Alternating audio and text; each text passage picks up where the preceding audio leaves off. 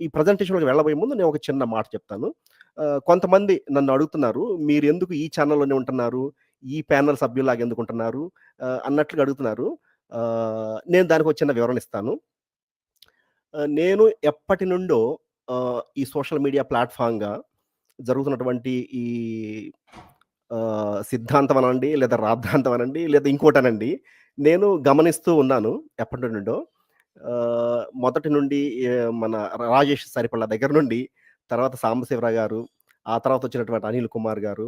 So, అందరిని నేను observe చేస్తూనే ఉన్నాననమాట ఒక కంట.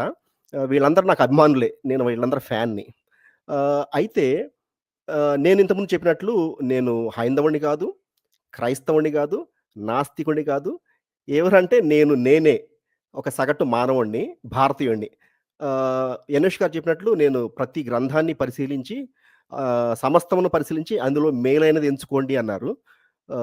ఆ దారిలో ప్రయాణిస్తున్నాను నేను. నేను మోర్ ఆర్ లెస్ సైంటిఫికల్లీనే ఆలోచిస్తాను యాక్చువల్‌గా.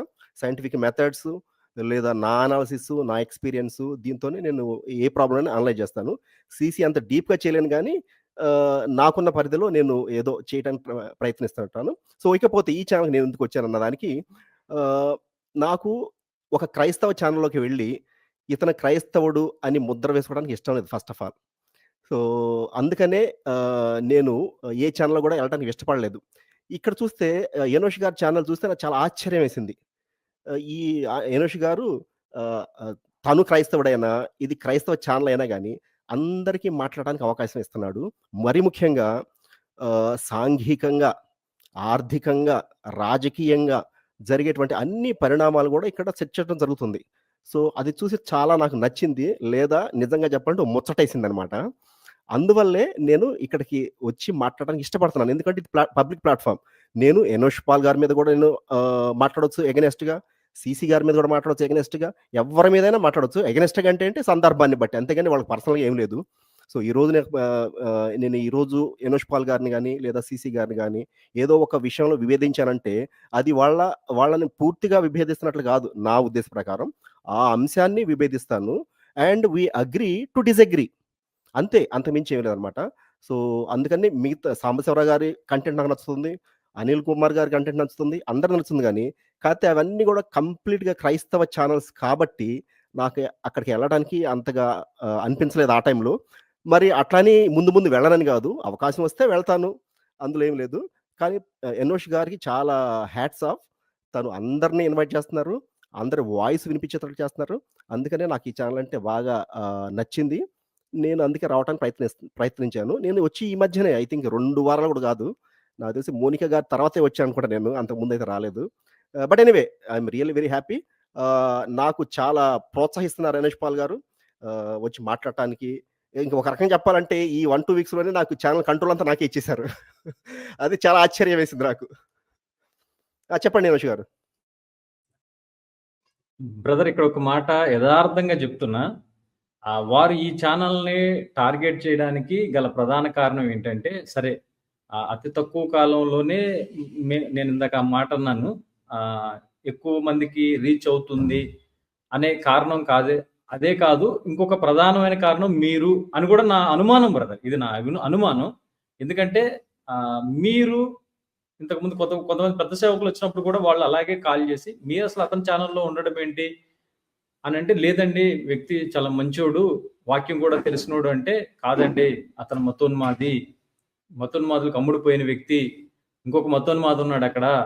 ఆ వ్యక్తి ఇప్పుడు ఎవరి మీద అయితే ఇదంతా రాద్ధాంతం చేస్తున్నారో ఆ వ్యక్తి కోసం అలా మాట్లాడిన వ్యక్తులు బ్రదర్.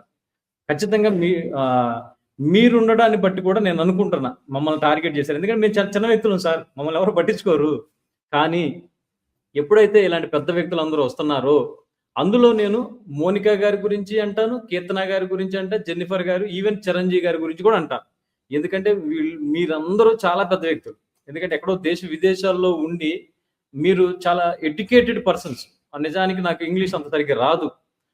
నేను చాలా భయపడి ఒకవేళ తప్పుగా చదివిన మీ పేరు నన్ను క్షమించండి అంటా ఉంటా. అలాంటిది మీరు వచ్చి ఇంత చిన్న ఛానెల్‌లో కూడా మీరు మాట్లాడడం చూసి బహుశా వాళ్ళకి బాధ కలుగుతుంది అనేది నా ఒపీనియన్ బ్రదర్. ఓకే. కంటిన్యూ చేయండి. ఏమో బ్రదర్ నేను దాని గురించి నేను కామెంట్ చేయను. బట్ నేను అందరి వాడిని. అందరూ నా వాళ్ళే అనుకుంటాను. ఆహ్, అదే ఆ టాపిక్‌కి తగ్గట్టే మాట్లాడతాను. ఒక్కొక్కసారి 'ఎనోష్ పాల్' గారితో కూడా విభేదిస్తాను నేను. 'సీసీ' గారితో కూడా విభేదించొచ్చు అంశాల వారీగా. అది నా అభిప్రాయం నాది, వాళ్ళ అభిప్రాయం వాళ్ళది. ఎవరి అభిప్రాయం వాళ్ళది. సరే కొన్నాళ్ళ తర్వాత నా అభిప్రాయం తప్పని తెలిస్తే దాన్ని సరిదిద్దుకుంటా నేను తప్పకుండా. నాకు ఇగో లేదు, ఏం లేదు. లేదా నా నేను చూసినంత వరకు 'ఎనోష్ పాల్' గారు, 'సీసీ' గారు కూడా అలాగే ఉన్నారు. అంతేగాని ఒక మొండి పట్టు పట్టి నేను చెప్పిందే కరెక్టు లేదా నేను పట్టిన కుందేలుకే మూడే కాళ్ళంటారు కదా! తెలుగులో ఏదో సామెత అలా ఉండరు వాళ్ళు. అందుకని నాకు నచ్చింది చాలా. అందుకే చాలా తొందరగా గూడా వీళ్ళతో నేను ఇంటిగ్రేట్ అయ్యాను.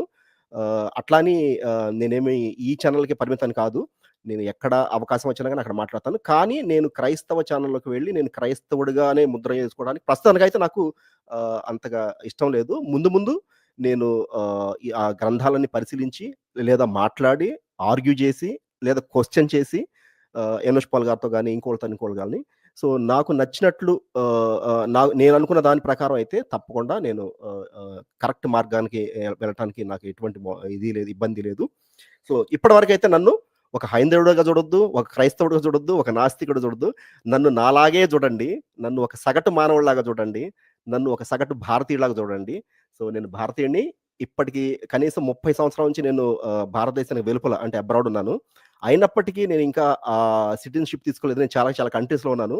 ఎక్కడ తీసుకోలేదు. ఇప్పటివరకు కూడా నా ఇండియన్ పాస్‌పోర్ట్ అలాగే ఉందన్నమాట. మా ఫ్యామిలీ మెంబర్స్ అందరూ కూడా మారిపోయారు. అయినా గాని నేను అలాగే ఉంచాను. ఎందుకంటే నాకు నా భారతీయత అంటే చాలా ఇష్టం. అలా అని ముందు మార్చుకోనని చెప్పట్లేదు. ఇప్పటివరకైతే నేను అలాగే బంధించి గట్టిగా పట్టుకున్నాను. ఎక్కువ మంది అక్కడ నుండి వచ్చే హైందవులు ఎక్కువుంటారంటే రావటంతోటే ఫస్ట్ డే నుంచే ఎలా మారాలి కంట్రీకి, ఎలా పౌరసత్వం తీసుకోవాలంటారు. తీసుకున్న తర్వాత వాళ్ళు అదేదో ఘనకార్యంలాగా దేశం కోసం, ధర్మం కోసం అంటారు ఇక్కడుండి. నేనంటాను, "అరే! నువ్వు దేశం కోసం, ధర్మం కోసం అయితే నీ పాస్‌పోర్ట్ ఫస్ట్ ఇండియాకి మార్చుకోరా. ఇండియా పాస్‌పోర్ట్ తీసుకో. కనీసం ఇండియాలో ఎట్లాగో లేవు. సరే నువ్వు ఇక్కడికొచ్చావు కాబట్టి ఇబ్బంది లేదు. ఇక్కడ బెనిఫిట్స్ కావాలి. మళ్ళా ఆ దేశం గురించి మాట్లాడి. అది కరెక్ట్ కాదు గదా!" అని అంటాను. ఆర్గ్యుమెంట్లు కూడా ముందు ముందు వస్తే ఎప్పుడైనా టాపిక్‌లో నేను అది కూడా డిస్కస్ చేస్తాను నా ఎక్స్‌పీరియన్స్ ప్రకారం. సో, ఇప్పటికి నేను భారతీయుడినే. ఎలా అంటే మనస, వాచ, కర్మణ అంటారు గదా! సో, పాస్‌పోర్ట్ కూడా నేను మార్చుకోకుండా అలాగే ఇండియన్ లాగానే ఉన్నాను. అది ఒక సెంటిమెంట్ కాదు గానీ, నాకు అవసరం లేదు. నేను తీసుకోదలుచుకోలేదు అంతే. So, I am fine. I am happy with what I have. అందువల్లే నేను ప్రస్తుతానికైతే ఇండియన్ లాగానే గుర్తించబడాలనుకుంటాను. ఇప్పటికి గూడా నాకు ఇండియాలో ఓటు హక్కు ఉన్నది. ఇంకేం కావాలి మీకు చెప్పడానికి? సరే బ్రదర్ నేను మీకు బోర్ కొట్టిస్తున్నానేమో.